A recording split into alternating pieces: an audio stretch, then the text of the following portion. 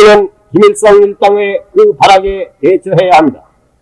적이 발악적으로 나올 때 무슨 짓이고 못하는 일이 없다는 것을 우리는 각오를 해야 합니다. 그러므로 우리는 있을 수 있는 모든 사태에 대비하여 정신을 바짝 차려서 만반의 태세를 갖춰야 하겠습니다.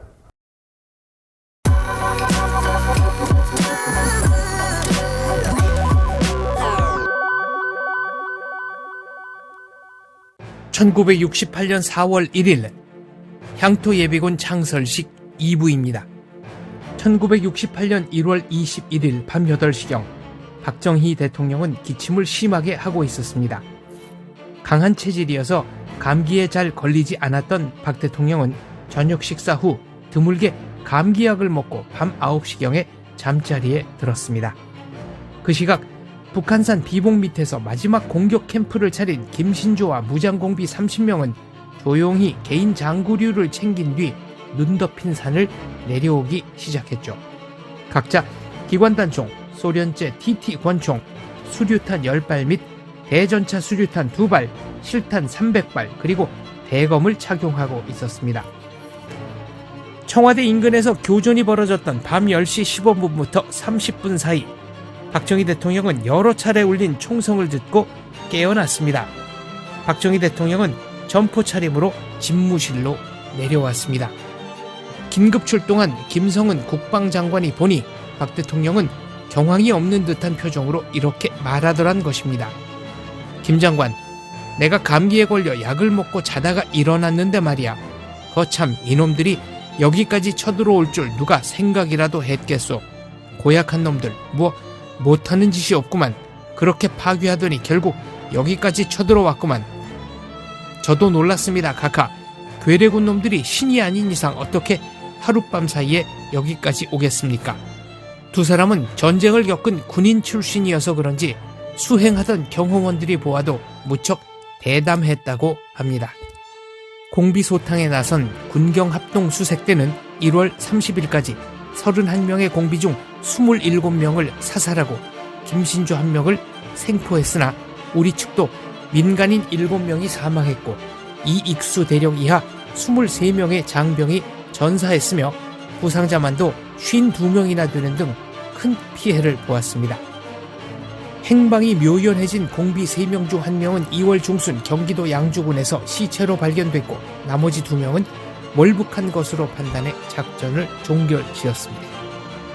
야간에 대한민국 수도 서울의 심장부 부근까지 침투한 것은 성공했지만 무고한 양민을 학살해가며 유격전을 벌인 것만큼 어리석은 비정규전 사례도 없을 것입니다. 1월 21일 밤 11시 30분경에는 홍제동 파출소 앞 버스 정거장에서 버스를 기다리던 여자가 유탄에 맞아 숨지는 등 이날 밤 우리 측은 최규식 종로경찰서장과 민간인 6명 등 모두 7명이 사망했고 박태한 형사 등 3명의 경찰관과 민간인 1명이 부상했습니다. 북한의 이러한 무모한 도발은 향토 예비군 창설로 이어졌습니다. 북한의 무모한 도발에 대한 준엄한 경고와 공산주의는 그 본질상 멸망할 수밖에 없을 것이라는 박정희 대통령의 예언은 오늘날에 다시 들어도 여전히 깊은 울림을 줍니다. 기대하는 국민 여러분, 김일성 도당은 이 땅에서도 월남과 똑같은 사태를 조성할 수 있으리라고 망상하고 있으며 적화 통일을 위한 전쟁 준비에 방문하고 있습니다. 그들은 전면 전쟁의 경우에 있어서 그 전투력을 최대한으로 동원하기 위해서 또한 세분리하여 국군의 결정적인 반격을 받았을 때에는 그에 발악적으로 대항하기 위해서 정규군 외에도 120만의 연홍제기대를 조직하여 정규군 못지않는 무장과 훈련을 강행하고 있는 것입니다. 그리고 전면전의 준비로서 유격전을 백척하고 군 2만 명에 이르는 이른바 특공대를 조직하고 있는 것입니다.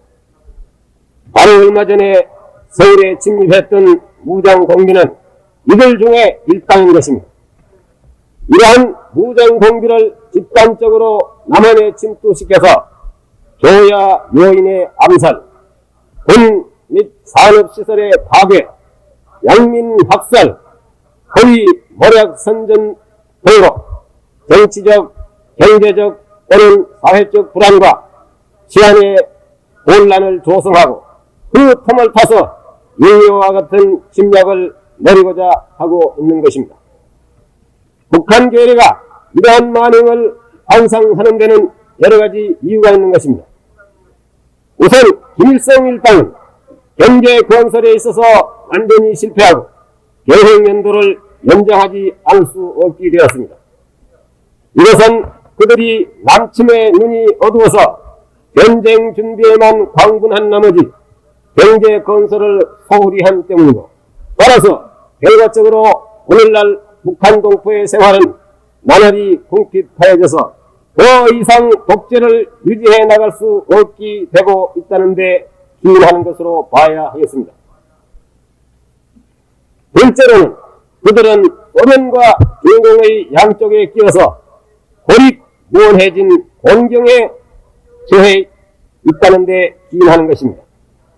이것은 소련 중공 간의 분열이 가져온 결과이기도 하지만 북한 괴뢰는 국제적으로도 이 이상 더 공산세계로부터의 지원이나 원조로서 발전을 기하기는 어려울 뿐만 아니라 날이 갈수록 그들의 존재 자체가 기해져 가고 있다는 것을 깨달은 것으로 봐야 하겠습니다.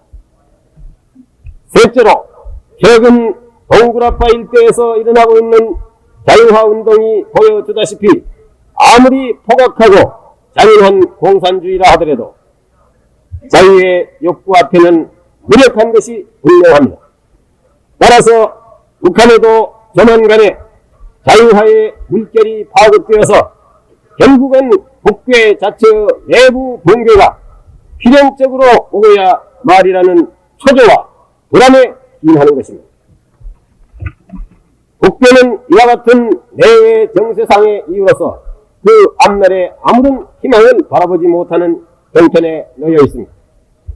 그렇기 때문에 그들은 이제 잉여보다 더한 동족 상전의 비극을 재현하려는 악랄마의 발악을 더하고 있습니다. 우리는 김일성 일당의 그 발악에 대처해야 합니다. 적이 발악적으로 나올 때 무슨 짓이고 못하는 일이 없다는 것을 우리는 각오를 해야 합니다. 그러므로 우리는 있을 수 있는 모든 사태에 대비하여 정신을 바짝 차려서 만반의 태세를 갖춰야 하겠습니다.